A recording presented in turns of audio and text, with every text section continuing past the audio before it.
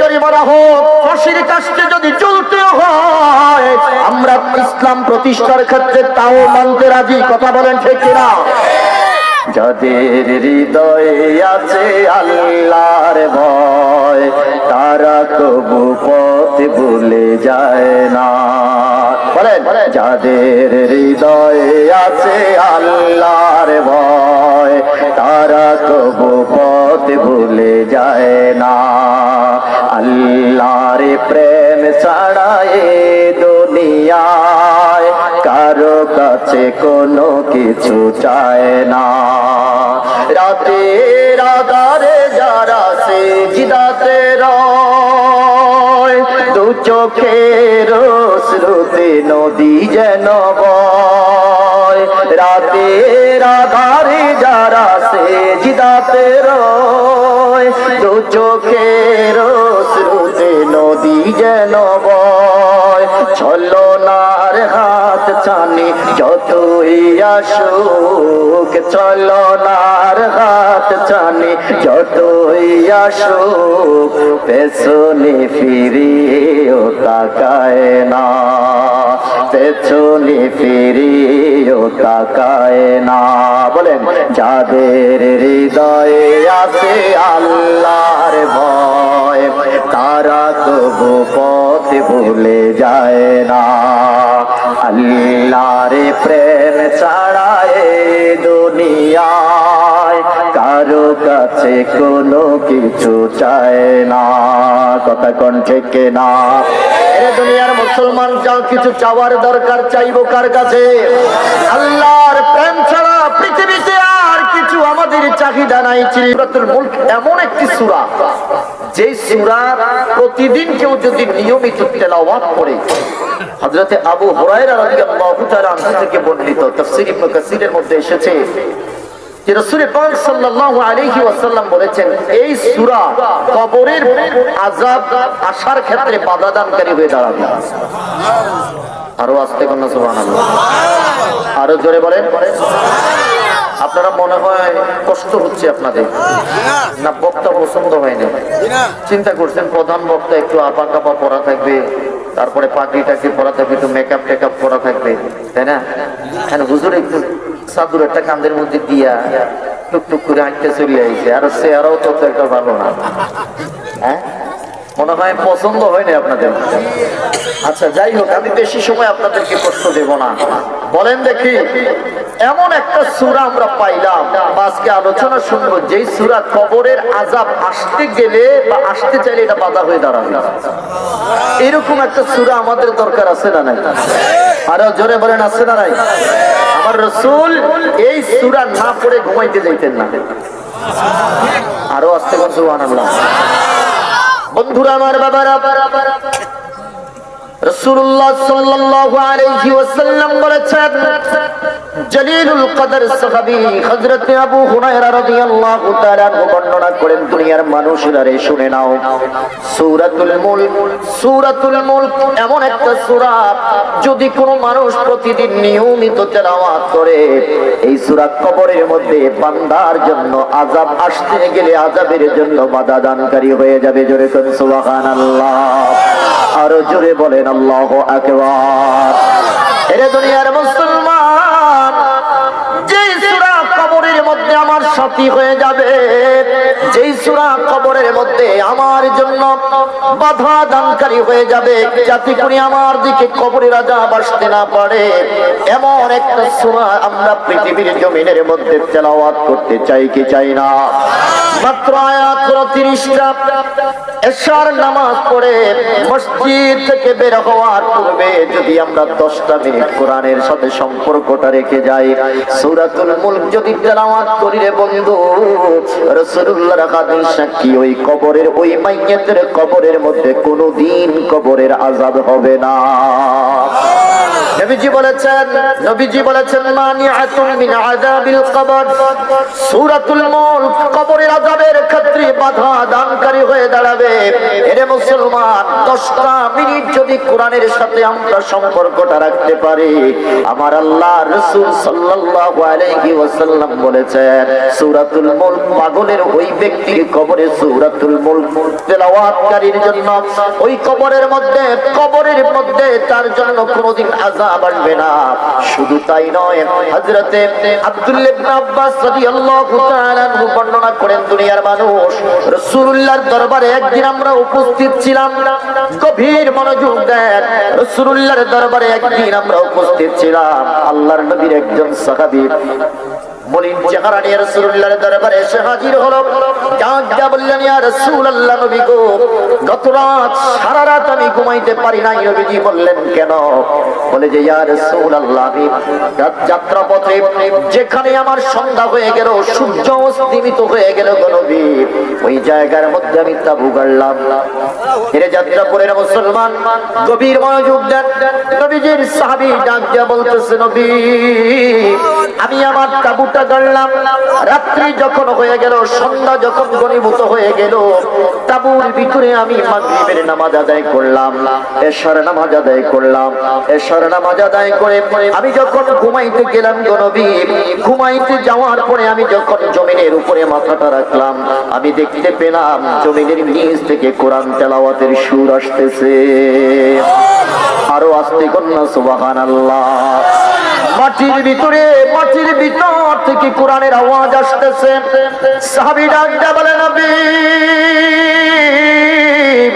আমার মনের ভিতরে প্রশ্ন, মাটির ভিতরে কিভাবে কোরআন তেলাওয়াত হতে পারে?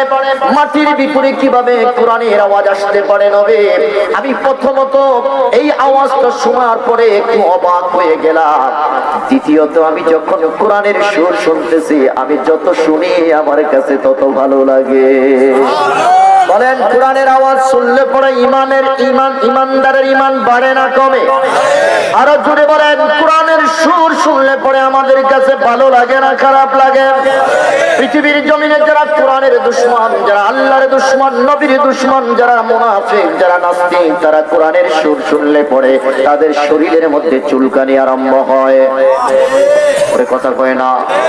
আরো জোরে বলেন ঠিক কিনা? কোরআনের কথা শুনলেই পরে তাদের শরীরে অ্যালার্জি শুরু হয়ে যায়। কোরআনের আলোচনা শুনলেই পরে 140 দ্বারা জারি করে কোরআনের তাফসীরুল কোরআন মাহফিল গুলো বন্ধ করে। ওরে কথা কোন ঠিক কিনা? আরো জোরে বলেন ঠিক কিনা? এরকম নাফরমান পৃথিবীতে আছে না নাই? অথচ আল্লাহ বলতেছেন, ইযা তুলিয়াত আলাইহিম আয়াতুহু যাদাতহুম ঈমানা। জোরে জোরে বলেন আল্লাহু আকবার। আমার আল্লাহ ডাক দিয়া বলতেছে, বান্দা, তোর ভিতরে যদি ঈমান থাকে রে বান্দা, কোরআন শোনার পরে তোর ঈমান তাজা হতে থাকবে, ঈমান বাড়তে থাকবে। আল্লাহু আকবার বলেন। বেঈমানের কাছে কোরআন ভালো লাগে না, বেঈমানের কাছে কোরআনের সুর ভালো লাগে না, বেঈমানের কাছে কোরআনের তাফসীর শুনলে পরে ভালো লাগে না। কথা কোন ঠিক কিনা? আমি জানতে চাই, এই জমিনটা কার? আওয়াজ করে বলেন, জমিন কার? এই জমিনে হুকুম চলবে কার? দুনিয়ার কোন ভক্ত চক্ষুকে ভয় করা যাবে না, দুনিয়ার কোন পাতি নেতার সামনে মাথা নত করা যাবে না। মুসলমান জীবন যাবে তো ঈমান যাবে না? কথা বলেন ঠিক কিনা? জীবন যাবে, আমাদের কোনোদিন ঈমান যাবে না। আমরা কোরআনের কথা বলবো, কোরআনের পক্ষে লড়বো, আল্লাহর জমিনে কোরআনের দিন কায়েম করব। কথা কোন ঠিক কিনা? রাজি আছেন? রাজি আছেন? ওই হাত তুলে আল্লাহকে দেখাও।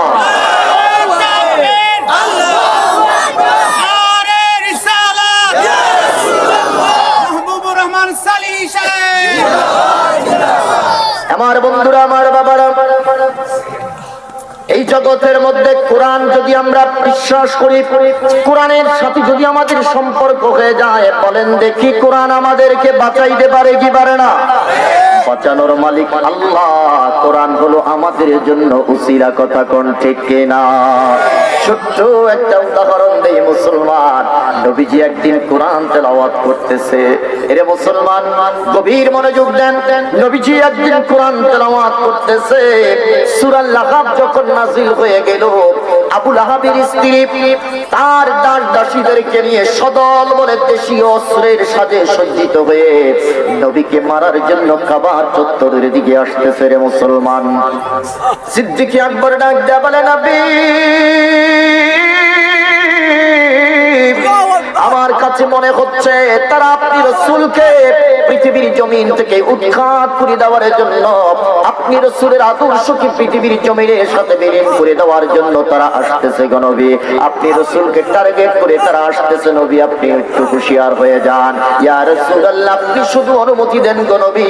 সিদ্দিক আকবর ডাক দেয়া বলতেছে, নবী নাকের ডগার মধ্যে নিঃশ্বাস থাকা অবস্থায় আমি আপনি রাসূলের উপর একটা ফুলের ছোঁয়াও আমি রাখতে দেব না। চিল্লায়া কোন সুবহানাল্লাহ।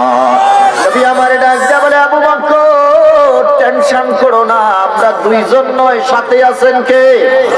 আরো জোরে বলেন কে? পৃথিবীর কোন সাধারণ কিতাব আমি পাঠ করতেছি না, আমি কোরআন পাঠ করতেছি। আল্লাহর সাথে প্রেমের সংলাপ করতেছি। বাঁচানোর মালিক কে? আরে আবু বকর টেনশন করো না, টেনশন করো না। আল্লাহু ওয়ালিউল্লাযিনা আমানু, আমার আল্লাহ হলো ঈমানদারের বন্ধু। চিল্লায়া কন্না সুবহানাল্লাহ। আল্লাহ যাদের বন্ধু হয়ে যায় আওয়াজ করে বলেন তাদের কোনো টেনশন আসেনি। আরো জোরে বলেন টেনশন আছে? আল্লাহ নিজেই বলতেছেন, লা খাউফুন আলাইহিম ওয়ালা হুম ইয়াহজানুন। রব্বি কারীম ডাক দেয়া বলে তাদের কোনো ভয় নাই, তাদের কোনো টেনশন নাই। কারা? আমার আল্লাহ বলতেছে, ইন্নাল্লাযীনা ক্বালু রাব্বুনাল্লাহ, যারা বলে আমার রবকে। আরো জোরে বলেন আমাদের রবকে। রবের দায়িত্ব পালন করার ক্ষেত্রে যারা সীসা দ্বারা প্রাচীরের মতো দাঁড়িয়ে যায়, আমার আল্লাহ বলতেছে আমি আল্লাহ তাদের বন্ধু হয়ে যাই। আল্লাহ তাখাফু ওয়ালা তাহজানু, তাদের কোনো ভয় নাই, তাদের কোনো টেনশন নাই। আল্লাহু আকবার। এবার আমি জানতে চাই আমাদের সাথে আমাদের আল্লাহ আছে না নাই? কোন ভয় আছে? হামলা হোক, মামলা হোক, জেল জরিমানা হোক, ফাঁসির কাস্টে যদি চলতে হয়, আমরা ইসলাম প্রতিষ্ঠার ক্ষেত্রে তাও মানতে রাজি। কথা বলেন ঠিক কিনা? যাদের হৃদয়ে আছে আল্লাহর ভয়, তারা কবু পথ ভুলে যায় না। বলেন, যাদের হৃদয়ে আছে আল্লাহর ভয়, তারা কবু পথ ভুলে যায় না। আল্লাহর প্রেম ছাড়া এ দুনিয়ায় কারো কাছে কোনো কিছু চায় না। রাতের আধারে যারা সিজদাতে রয়, দু চোখের অশ্রুতে নদী যেন বয়। রাতের আধারে যারা সিজদাতে রয়, দু চোখের অশ্রুতে নদী যেন বয়। ছলনার হাত ছানি যতই আসুক, ছলনার হাত ছানি যতই আসুক, পেছনে ফিরিয়েও তাকায় না, পেছনে ফিরিয়েও তাকায় না। বলেন, যাদের হৃদয়ে আছে আল্লাহর ভয়, তারা তবু পথ ভুলে যায় না। আল্লাহর প্রেম ছাড়া এ দুনিয়ায় কারো কাছে কোনো কিছু চায় না। কথা কোন ঠিক না? এ দুনিয়ার মুসলমান যা কিছু চাওয়ার দরকার চাইবো কার কাছে? আল্লাহর প্রেম ছাড়া পৃথিবীতে আর কিছু আমাদের চাহিদা নাই। চিল্লায়া বলেন ঠিক না? সিদ্দিক আকবর ডাক দেয়া বলে, নবী, জগতের মধ্যে তারা আসতেছে আপনি রাসূলকে মারার জন্য। আমি সিদ্দিক আকবরকে, আমি আবু বকর কি অনুমতি দিয়ে দেন, আমার নাকির ডগায় নিঃশ্বাস থাকা অবস্থায় আপনি রাসূলের গায়ে একটা তাজও লাগতে দেব না। নবীজি বললেন, আবু বকর টেনশন করো না, আমরা একা নই, আমাদের সাথে আছেন কে? তারা নবীর কাছাকাছি চলে আসলো, প্রত্যেকের হাতে ইট পাথর আর দেশীয় অস্ত্র। ডাক দিয়া বলতেছে, রে ইবনে কুহাফা, আবু বকর কি ডাক দিয়া বলতেছে, আবু বকর, মুহাম্মদ কি, আমি ঘর থেকে যখন বের হইলাম তখন মুহাম্মদ কি জায়গার মধ্যে বসে বসে কি যেন করতেছে দেখতে পাইলাম, এখন দেখি না কেন? মুহাম্মদের কথা শোনা যায়, মুহাম্মদ রে কেন দেখা যায় না? আরো আস্তে কন্যা সুবহানাল্লাহ, চিল্লায়া বলেন আল্লাহু আকবার। নবীজি তো কোরআন পড়ে না, নবীজি প্রেম করতেছে কার সাথে? আরো জোরে বলেন, কার সাথে?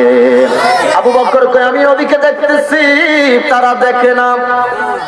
সুবহানাল্লাহ কোন? আমি দেখতেছি নবী আমার সামনে বসে বসে এখনো কোরআন তেলাওয়াত করতেছে, তারা নবীর কোরআনের তেলাওয়াতের সুর তাদের কানে যাচ্ছে, কিন্তু মুহাম্মদকে তারা দেখতে পাচ্ছে না। চিৎকার করে বলেন আল্লাহু আকবার। সিদ্দিক আকবর ডাকটা বলে, রে আবু লাহাবের স্ত্রী মুহাম্মদুর রাসূলুল্লাহ এখানে বসে আছে। কয় না, এখানে নাই। মুহাম্মদ পলায়ন করেছে। কয় না, না, মুসলমান কোনোদিন পলায়ন করতে পারে না। ওই কথা কয় না। যারা ইসলামের দুশমন, কোরআনের দুশমন, তারা পলায়ন করে। ধরে বলেন ঠিক কিনা? মুসলমান কোনদিন পালাইতে পারে? মুসলমান মরলে শহীদ, বাঁচলে গাজী, এই ইয়াকিন নিয়ে জিহাদের ময়দানে লড়ে। কথা বলেন ঠিক কিনা? মুসলমান কোনদিন ঈমান ওয়ালা কোনদিন মুমিন কোনদিন পালাইতে পারে না। বলে যে মুহাম্মদ কোথায়? সিদ্দিক আকবর বলে, মুহাম্মদ এখানে বসা, ওই যে কোরআন পড়তেছে। আওয়াজ করে বলেন সুবহানাল্লাহ। আল্লাহু আকবার। নবীজিকে তারা দেখতে পেল না, তারা চলে গেল। সিদ্দিক আকবর এবার নবীর সামনে নামাজের সূরাতে বসে গেলেন। ডাক দিয়া বলতেছেন, ইয়া রাসূলুল্লাহ, নবী জবাব চাই। আমি আবু বকর আপনি রাসূলকে দেখতে পাইলাম, তারা কেন দেখলো না? আমার আল্লাহ ডাক দিয়া বলে, জিবরাইল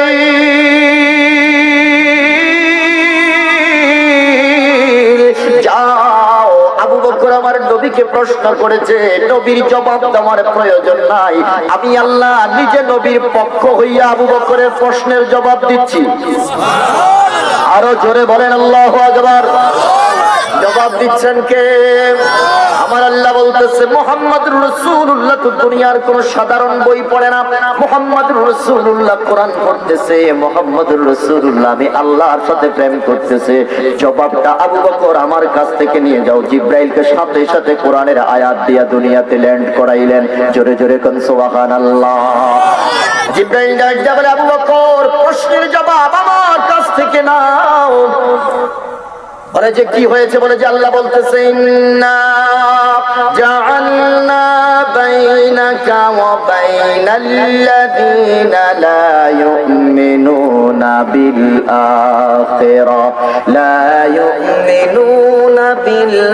আখিরাতি হিজাবাম মাসতুরা। আওয়াজ করে বলেন আল্লাহু আকবার। ইয়া রাসূলুল্লাহ, আপনি যখন কোরআন তেলাওয়াত করতেছিলেন গো নবী, তারা আসতেছে, আপনার আসছিল আপনাকে মারার জন্য। আপনি কোরআন পড়তেছেন, আপনি উঠেন নাই। আমি আপনি এবং তাদের মাঝখানে একটা গোপন পর্দা তৈরি করে দিয়েছি, যার কারণে তারা আপনি রাসূলকে একটা মুহূর্তের জন্য দেখতে পারে না। আবু বকরের সামনে পর্দা ছিল না, তাদের চোখের সামনে পর্দা দিয়ে দিয়েছেন কে? আল্লাহ। আরো জোরে বলেন কে? এই জন্য তারা আপনি রাসূলকে দেখতে পারে নাই, আবু বকর দেখেছে। আল্লাহু আকবার কোন? এই জন্য বলি, কোরআন যদি আমাদের সাথে থাকে, বাঁচানোর মালিক কে? রাবিয়া বস্তির সম্মুখভাগ থেকে কোরআন নিয়ে গেল। এরে দুনিয়ার মুসলমান 7 দিন পর্যন্ত খাবার বন্ধ করে দিয়েছে। রাবিয়া বস্তির পেটে খাবার নাই। যেই মানুষটা প্রতিদিন প্রতিরাত কোরআন তেলাওয়াত না করলে পরে তার কোনো ভালো লাগে না, কোরআন পড়াটা তার নেশা ছিল, কোরআন না পড়লে পরে চোখে ঘুম আসতো না, ওই মানুষটা এক সপ্তাহ হয়ে গেল কোরআন পড়তে পারে না। মালিক পক্ষ তার খাবার বন্ধ করে দিয়েছে। যে বাতিটা জ্বালাইয়া কোরআন তেলাওয়াত করতো, এই কোরআন বাতিটা পর্যন্ত নিয়ে গেছে। আল্লাহর কাছে চোখের পানি ছেড়ে ডাক দিয়া বলতেছে, আল্লাহ আমি খাবার চাই না, আমাকে শক্তি দাও, তোমার কুদরতি আলো জ্বালাইয়া দাও, আমি যেন বিনা তেলে বিনা বাতিতে কোরআন পড়তে পারি। সুবহানাল্লাহ খান, আরো জোরে বলেন আল্লাহু আকবার। বলেন রাবিয়া বস্তি চাইছে কার কাছে? রাবিয়া বস্তি গুলামি করে আল্লাহ সারাদিন পরিশ্রম করে, হাড় ভাঙা পরিশ্রম করে, আর আল্লাহর দরবারে রাত্রিটা তিনি আল্লাহর জন্য কুরবান করে দিতেন। সারা রাত তাহাজ্জুদের নামাজ আর কোরআন তেলাওয়াত করে করে কাটাইতো। আওয়াজ করে কন্যা সুবহানাল্লাহ। আমার আল্লাহ ডাক দিয়া বলে, রাবিয়া টেনশন করো না, যারা আমাকে রব হিসেবে স্বীকৃতি দেয়, আমি আল্লাহ দায়িত্ব পালন করার ক্ষেত্রে যারা অটল অবিচল থাকে, তাদের কোনো ভয় নাই, তাদের কোনো টেনশন নাই। সুবহানাল্লাহ কোন, আরো জোরে জোরে কন্যা সুবহানাল্লাহ। এ রাবিয়া, দুনিয়ার খাবারের দরজা তোমার জন্য বন্ধ হয়ে গেছে, আমি আল্লাহ জান্নাতি খাবারের দরজা তোমার জন্য খুলে দিলাম। আরে ওয়াস্তে কন্যা সুবহানাল্লাহ। রাবিয়া মুসল্লা তোলা দাও, তোমার যাই নামাজের নিচে জান্নাতি খাবার হাজির। এরে দুনিয়ার মুসলমান, রাবিয়া বস্তি ডাক দিয়া বলে, আল্লাহ আমার আলোর দরকার, আমি কোরআন পড়তে চাই। সুবহানাল্লাহ খান। আমাদের দেশে কত রাবিয়া আছে, রাবিয়া বস্তির মতো কোরআনের প্রেমিকা নাই। কত রাবিয়ারে মার্কেটে পাওয়া যায়, কত রাবিয়ারে বাজারে পাওয়া যায়, কত রাবিয়ারে পার্লারে পাওয়া যায়। ওরে কথা কয় না, আপনাদের এলাকায় মনে হয় মহিলারা বাজারে যায় না? হ্যাঁ, আপনাদের এলাকায়ও যায়। আমি তো মনে করছি মনে হয় শুধু ঢাকার শহরের মহিলারাই যায়, এখন দেখি যাত্রাপুরের মহিলারাও যায়। রে মুসলমান, রাবিয়া পাওয়া যায়, কিন্তু রাবিয়া বস্তির মতো কোরআনের প্রেমিকা পাওয়া যায় না। চিল্লায় বলেন ঠিক কিনা? এজন্য শায়ের বলেছে, কোরআনের তেলাওয়াত আছে আগের মতোই, কোরআনের তেলাওয়াত আছে আগের মতোই, রাবিয়া বস্তির মতো প্রেমিকা নেই, রাবিয়া বস্তির মতো প্রেমিকা নেই। আজও সেই কোরআন আছে, হাদিস আছে, সেই মানার মানুষ নেই, সে আবু বকর ওমর নেই। কথা কোন ঠিক কিনা? আজানের রসম আছে আগের মতোই, আজানের রসম আছে আগের মতোই, বেলালের সেই রূহ নেই, বেলালের সেই রূহ নেই। আজও সেই কোরআন আছে, হাদিস আছে, সেই মানার মানুষ নেই, সেই আলী হায়দার ওসমান নেই। কথা কোন ঠিক না? রাবিয়া তো কত রাবিয়া আছে মিয়া, রাবিয়া বস্তির মতো একটা কোরআনের প্রেমিকা আল্লাহর কাছে বলছে যে আল্লাহ আমি শক্তি দাও, আমাকে শক্তি দাও তুমি, যাতে আমি তোমার গোলামি করতে পারি। সুবহানাল্লাহ কোন। এরে দুনিয়ার মুসলমান, রব্বি কারীম ডাক দিয়া বলে, রাবিয়া দুনিয়ার খাবারের দরজা বন্ধ হয়ে গেছে, কোনো টেনশন করবো না, আমি আল্লাহ বলে দিয়েছি, আল্লাহ তাখাফু ওয়ালা তাহজানু, তোদের কোনো ভয় নাই, তোদের কোনো টেনশন নাই, আমি আল্লাহ জান্নাতি খাবার তোমার জন্য ব্যবস্থা করে দিলাম। চিল্লায়া কোন সুবহানাল্লাহ। রাবিয়া বস্তি ডাক দিয়া বলে, আল্লাহ আলো দাও আমার আল্লাহ ডাক দিয়া বলেন রাবেয়া দুনিয়ার কোনো ইলেকট্রিসিটির প্রয়োজন নাই, দুনিয়ার কোনো কুপির প্রয়োজন নাই, কোরআন খুলবা, কোরআনের প্রত্যেকটা অক্ষর থেকে আমি আল্লাহ নূর দিয়ে দিব। আরো জোরে বলেন আল্লাহু আকবার। এরে দুনিয়ার মুসলমান বলেন আল্লাহ যে আলোটা দিবে ওই আলোটা নিবানোর মতো শক্তি কারো আসেনি? আরো জোরে কোন। আকাশের মধ্যে যে সূর্যটা আমার আল্লাহ দিয়েছেন, পৃথিবীর সব বাদশারা মিল্লা যদি কয় সূর্যটারে আমরা আজকে বন্ধ করে দিব, পারবো না। কথা কথা কষ্ট হচ্ছে মনে হয় আপনার, আমি ছেড়ে দিচ্ছি। হ্যাঁ, আল্লাহ কবুল করুক। জোরে কোন আমিন। আরো জোরে বলেন আমিন। আমার বন্ধুরা, আমার বাবারা, বলতেছিলাম কোরআনের সাথে সম্পর্ক রাখলে পরে বলেন আল্লাহর সাহায্য আছে না নাই? কোরআনের সাথে সম্পর্ক রাখলে পরে আমার আল্লাহ কোরআনের উসিলায় বাঁচিয়ে দেয়। চিল্লায় বলেন ঠিক কিনা? সাহাবীর কথা বলতেছিলাম, অনেক দূরে চলে গেছে বন্ধু। রাবিয়া বসরি হযরতে নবীজির সাহাবী ডাক দিয়া বলে ইয়া রাসূলুল্লাহ, যখনই আমি মাটির মধ্যে মাথা লাগাইলাম তখন দেখতে পাইলাম মাটির ভিতর থেকে কোরআনের আওয়াজ আসতেছে। ইয়া রাসূলুল্লাহ, সারা রাত পর্যন্ত কোরআনের তেলাওয়াত শুনলাম, আমার চোখের মধ্যে কোনো ঘুম নাই গো নবী। নবীজি বললেন এখন কি হয়েছে সেটা বলো। এবার সাহাবী ডাক দিয়া বলে নবী, আমি জানতে চাই এটা কোন কারিশমা, এটা কোন আশ্চর্যজনক ঘটনা, মাটির ভিতরে কিভাবে কোরআন বাজতে পারে, মাটির ভিতরে কিভাবে কোরআনের সুর আসতে পারে গো নবী। এবার আমার নবী ডাক দিয়া বললেন সাহাবী, আমার মনে হচ্ছে তুমি মনে হয় কবরের উপরে শয়ন করেছো। জোরে কোন আল্লাহু আকবার। আমার মন বলতেছে তুমি কোরআনের উপরে কবরের উপরে শয়ন করেছো। সাহাবী ডাক দিয়া বলে নবী, কবরের কোনো চিহ্ন ছিল না, কবরের কোনো আলামত ছিল না গো নবী। সমতল ভূমির উপরে আমি বিছানা করেছি, আমি আমার মাদুরটা বিছাইয়া আমি শুইতে গেলাম।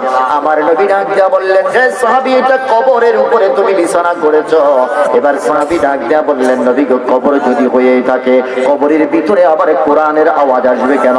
আমার নবী বলতেছে রে সাহাবী, আমার মন বলতেছে যেই কবরের উপরে তুমি শয়িত ছিলা, যেই কবরের উপরে তুমি শয়ন করেছো রে সাহাবী, ওই কবরের পাশে যাটা দুনিয়ার জিন্দেগিতে সূরাতুল মুলকের পাগল ছিল। জোরে কোন আল্লাহু আকবার। নবীজি আবার প্রশ্ন করলেন কোন কোরআনের কোন অংশের তেলাওয়াত শুনছো? হুজুর সূরাতুল মুলক। সুবহানাল্লাহ।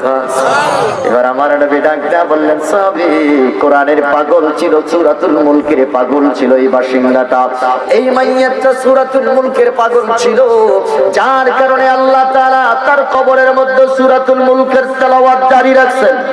সুবহানাল্লাহ। আর জোরে কন্না সুবহানাল্লাহ।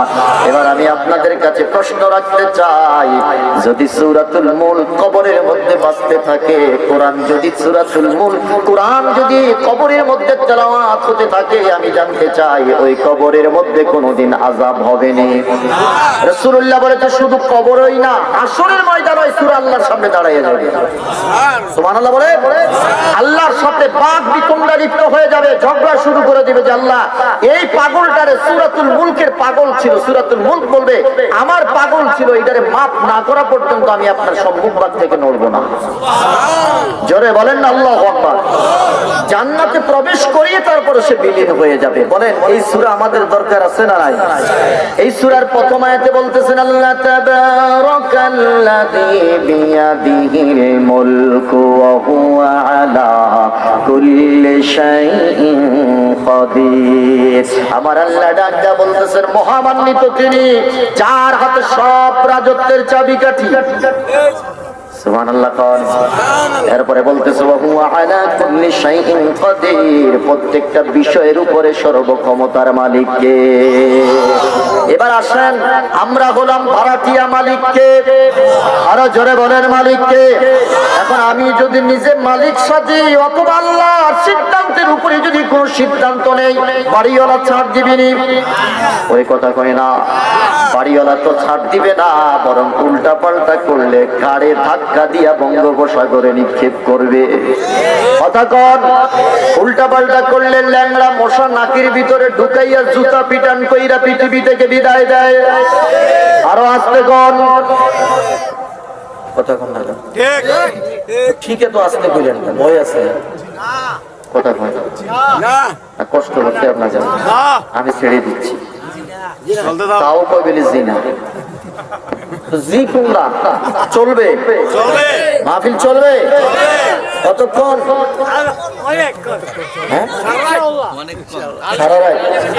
সারা রাত এই কে রাজি আছেন আপনি জান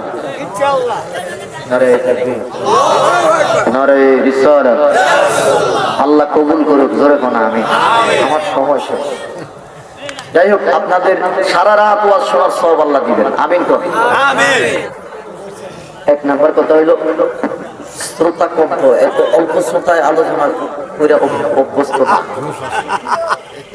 তারপরেও আলহামদুলিল্লাহ এই বছর যাইয়া কইবেন সবাই যে আগামী বছর সালিহ হুজুর বলছে যে সবাই এক একজন 10 জন করে নিয়ে আইবেন পারতেন না ভাই ভাতিজা চাচা জেঠা দাদা দাদি যারা আছে দাদি আইবেন না হ্যাঁ বাড়ির যারা আছে সবাই নিয়ে আসবেন আল্লাহ কবুল করুন আমিন কোন আরো জোরে বলেন আমিন এবার বলেন বাড়িওয়ালাকে মালিককে আমরা কারা উল্টা পাল্টা করলে আল্লাহর ল্যাংড়া মশা নাকির ভিতরে ঢুকাইয়া জুতা পিটান দিয়া পৃথিবী থেকে বিদায় দেয় বলেন মালিকের ক্ষমতা আছে না নাই ভাড়াটিয়া যদি উল্টা পাল্টা করে আমার আল্লাহ ডাক বলে শোনো বঙ্গোপসাগর নয় লোহিত সাগরের তলদেশে নিয়ে আমি আল্লাহ পানির নিচে চাপা দিয়ে মারি কথা কোন ঠিক কিনা উল্টা পাল্টা করলে পরে গোষ্ঠী সহ তারপরে আমি বিদেশে পাঠাই কথা কোন ঠিক কিনা এরে দুনিয়ার মুসলমান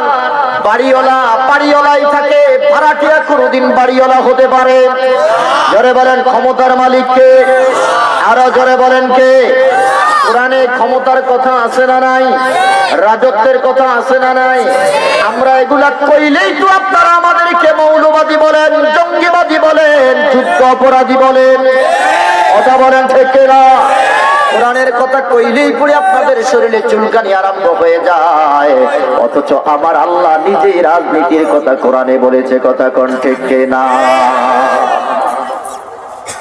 ছোট্ট একটা উদাহরণ দিই দানিয়াল আলাইহিস সালাতু ওয়াস সালামের নাম তো আপনারা শুনছেন এই উদাহরণটা দিয়ে আমি আমার আলোচনা শেষ করছি মুসলমান অনেক লম্বা আলোচনা এই আয়াতের উপরে আলোচনা করলে রাত শেষ হয়ে যাবে এ মুসলমান হযরত দানিয়াল আলাইহিস সালাতু ওয়াস সালাম তার কওমের লোকদেরকে বললেন শুনো তোমরা যদি আল্লাহর পথে না আসো কালিমার পথে না আসো ইসলামের পথে না আসো আমার আল্লাহ তোমাদের অপরাধের কারণে জালিম সরকার তোমাদের উপরে চাপাইয়া দিবে যার কারণে জালিম সরকার তোমাদের উপরে অত্যাচার শুরু করে দিবে তোমরা সহ্য করতে পারবে না দানিয়াল যখন এই কথাগুলো মাঠে ময়দানে বলেছিল তখন এলাকার মানুষগুলো বলছে মোল্লার মসজিদ পর্যন্ত মোল্লা খালি মিম্বরের মধ্যে বইলে এগুলা কয় আর কোনো কথা নাই আমরা এগুলা মসজিদে কইনি তো চাকরি সহ টান দিছি কথা কয় না জোরে কর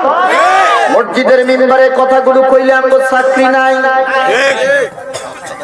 হক কথা কইলেই পরে আপনার চেহারা মলিন হয়ে যাইতো সুদের বিরুদ্ধে কথা কইলে সভাপতির গায়ে লাগতো ঘুষের বিরুদ্ধে কথা কইলে সেক্রেটারির গায়ে আগুন জ্বলতো কথা বলেন যার কারণে কত ইমামের চাকরি চলে গেছে বলেন দেখি ইমামরা আছে তারা নাই কথা কয় না ইমামরা আছে না নাই মসজিদও আছে না নাই তারা কই আমার বন্ধুরা আমার বাবারা খুব গভীর মনোযোগ সূরাতুল মুলক থেকে শিক্ষা নাও মিয়া বলেন বাড়িওয়ালাকে আরো জোরে বলেন মালিককে দানিয়াল পয়গম্বর ডাক দিয়া বলতেছে শুনো জগতের মধ্যে আমার কথাগুলো তোমরা শোনো আমার কথা শুনে তোমরা ইসলামের দিকে আসো যদি না আসো তাহলে তোমাদের উপরে আল্লাহ জালিম সরকার চাপিয়ে দিবে তারা বলতেছে আরে এগুলার বইলেন না আমরা আপনার কথা শুনতে রাজি নাই বেশি কথা কইলে যুদ্ধ অপরাধীর মামলা দিয়ে জেলখানায় ঢুকাই দিব দানিয়াল আলাইহিস সালাতু ওয়াস সালাম চুপ হয়ে গেল তারা যেভাবে ইচ্ছা এইভাবে চলতেছে হে মুসলমান দুনিয়ার জিন্দেগিতে আমার আল্লাহ তাদের জন্য জালিম বাদশা চাপাইয়া দিল বখতে নসরকে। পৃথিবীতে 4 জন বাদশা তাম পৃথিবীটা শাসন করেছে, 2 জন ঈমানদার আর 2 জন হলো বেঈমান। এর দুনিয়ার মুসলমান 2 জন বেঈমানের মধ্যে একজন হলো বখতে নসর। দানিয়াল আলাইহিস সালাতু ওয়াস সালামের কওমের জন্য আল্লাহ চাপিয়ে দিলেন। এবার এই বখতে নসর তার রাজত্বটাকে প্রতিষ্ঠিত করার জন্য, তার ক্ষমতাটাকে প্রতিষ্ঠিত করার জন্য এক এক করে 70,000 আলেম ওলামা, 70,000 ঈমানওয়ালা মুসলমানদেরকে জেলখানার ভিতরে ঢুকাইছে। নাউজুবিল্লাহ বলবেন না? কত হাজার? জোরে জোরে বলেন কত হাজার? জেলখানায় গ্রেফতার হয়ে জেলখানার বন্দি জীবন কাটানো এটা আমাদের নতুন কিছু না মেয়া, কথা বুঝেন নাই? এই জন্য আমরা এগুলোর ভয় পাই। কত হাজার ঢুকাইছে? 70,000 ঢুকাইছে জেলখানার ভিতরে। এবার 70,000 যাইয়া দানিয়াল আলাইহিস সালাতু ওয়াস সালাম ঢুকাইছে। কথা বুঝেন নাই? সবাই প্রত্যেকে জেলখানার ভিতরে যাইয়া দানিয়াল পয়গম্বরের কাছে যাইয়া বলতেছে, দানিয়াল কি হইতে কি হয়ে গেল কিছুই তো বুঝলাম না। দানিয়াল আলাইহিস সালাতু ওয়াস সালাম ডাক দেয়া বলে, উম্মত রে, রে আমার কওমের লোকেরা, এতদিন তোদেরকে বুঝাইছি তোরা আমাদের জঙ্গিবাদী বলে তোকমা দিলি, আমাকে তোরা মৌলবাদী বলে গালি দিলি, আমাকে তোরা যুদ্ধ অপরাধী বলেছিলি, এখন দেখো আমার কথাই তো ঠিক হইছে। কথা কোন ঠিক কিনা? কয় হাজার? ধরে বলেন কয় হাজার? 70,000 নেতা কর্মীকে গ্রেফতার করে তারপরে জেলখানার ভিতরে ঢুকাইছে। এবার চোখের পানি ছেড়ে কেঁদে কেঁদে বলতেছে, দানিয়াল মুক্তির উপায় কি বলে দাও। দানিয়াল পয়গম্বর ডাক দেয়া বলে, আমার কাছে নয়, চোখের পানি ছেড়ে বলতে হবে কার কাছে?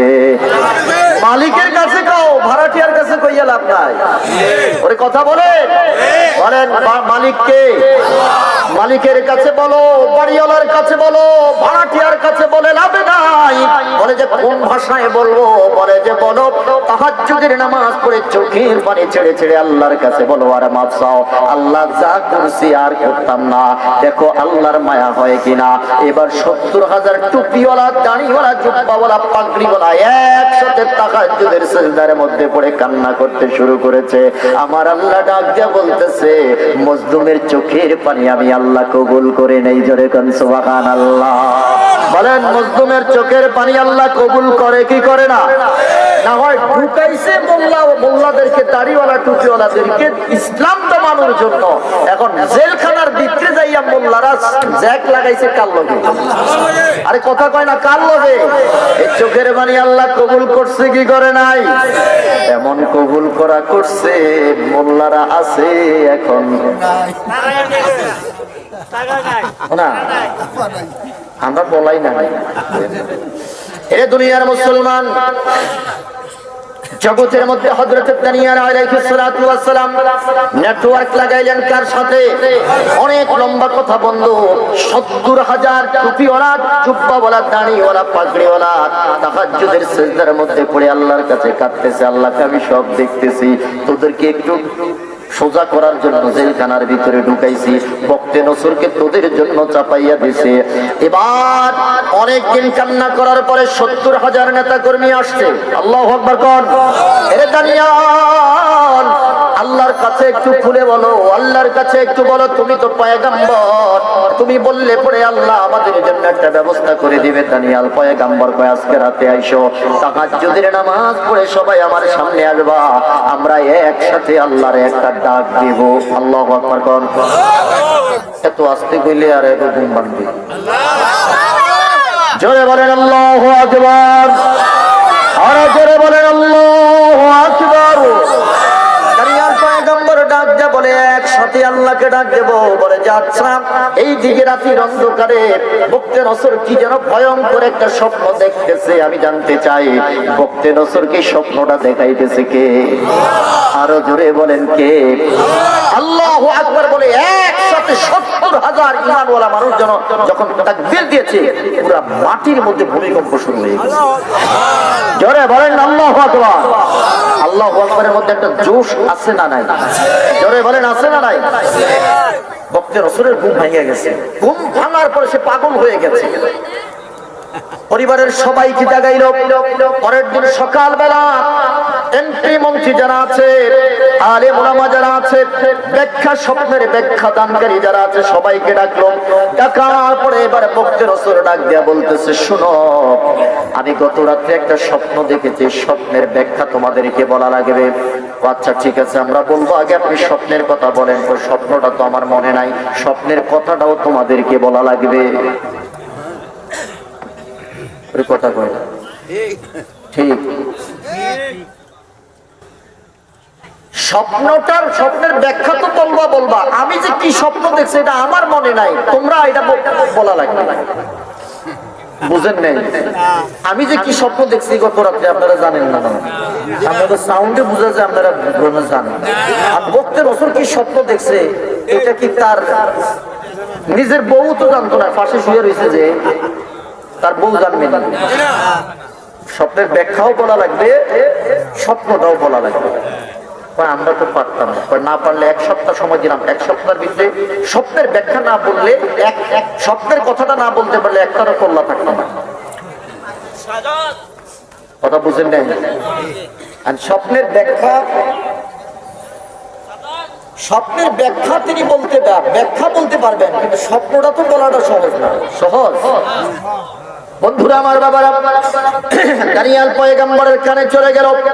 পৃথিবীর কেউ স্বপ্নের কথা বলতে পারবে না। জগতের মধ্যে দানিয়েল পয়গম্বর কয়, আমি বলতে পারবো। সুবহানাল্লাহ। তোমরা আমাকে বাদশার কাছে নিয়ে যাও, আমি বাদশার স্বপ্নের কথা বলে দিতে পারবো। বলে যে তাই নাকি? বলে যে হ্যাঁ।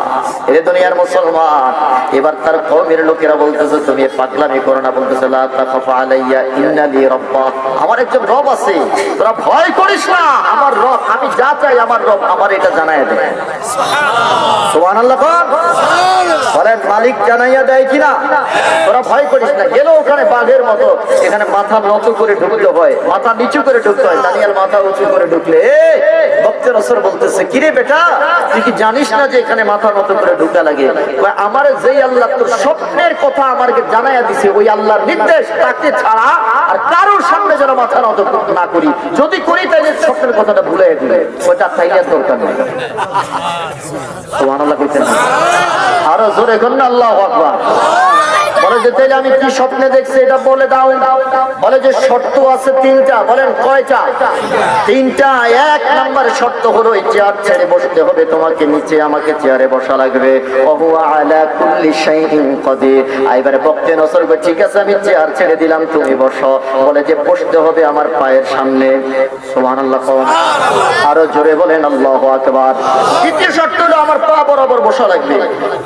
শুরুতে হাঁটু ভাঁজ করে বসো, আর আমি সিংহাসনের মধ্যে বসলাম। বলেন ক্ষমতার মালিক কে? আরো জোরে বলেন কে? তিন নম্বর শর্ত হলো আমার ৭০,০০০ নেতা কর্মীকে উদ্ধার করা লাগবে, জেলখানা থেকে মুক্তি দেওয়া লাগবে। আল্লাহু আকবার। আরে ভাই, নেতা হইলে তো এমন নেতাই দরকার যে তার কর্মীদের কথা চিন্তা করে। কথা বলেন ঠিক কিনা? আর আমি যদি হেলিকপ্টারে করে চলে যাই, আর আমার এত হাজার হাজার লক্ষ লক্ষ নেতা কর্মী, তারা কই যাইবে? এই চিন্তা করলে তো আর নেতা হওয়া যায়? আমরা এমন নেতার অনুসরণ করবো যে আমারে থুইয়া দুনিয়া তো দূরের কথা, আখেরাতেও যাবে না। কথা বলেন ঠিক কিনা? নেতাই যদি খালি নিজের জান বাঁচানোর জন্য দৌড়ায়, কর্মীরা কি করবে? কর্মীরা তো কোথায় যাবে? আমার ৭০,০০০ নেতা কর্মী মুক্তি দেওয়া লাগবে। সুবহানাল্লাহ। বলে যে যাও, ৭০,০০০ নেতা কর্মী মুক্তি দিয়ে দিলাম। এবার বলতেছে অনেক লম্বা কথা, আমি ছোট্ট করে, তুমি স্বপ্ন দেখেছো একটা দানব যার পাও নিচে মাথা উপরে আসমানে, এই দানবটার মাথার উপরে একটা আগুনের গোলক এসে তাকে ধ্বংস করে দিয়েছে। বলে যে গোলকটা কি, ব্যাখ্যাটা কি? বলে যে তোমাদের এই অত্যাচারীর মসনদকে ভেঙে চূর্ণবিচার করার জন্য, এই অত্যাচারীর এই মিনারটাকে ধূলিসাৎ করার জন্য পৃথিবীতে একজন পয়গম্বর আসতেছে, তার নাম মুহাম্মদুর রাসূলুল্লাহ। জোরে বলেন আল্লাহু আকবার। ওই যে আগুনের গোলক দেখেছো, এটা হলো ইসলাম, এটা পরিচালক হলো মুহাম্মদুর রাসূলুল্লাহ। আসতেছে, আসার পরে তোমাদের মতো অত্যাচারী শাসকদের সব অত্যাচারের মসনদ ভেঙে গুড়িয়ে তছনছ করে দিয়ে পৃথিবীর জমিনের সাথে ধূলিসাৎ করে দেওয়া হবে। চিৎকার করে আল্লাহু আকবার। হ্যাঁ, সব ঠিক কইছস।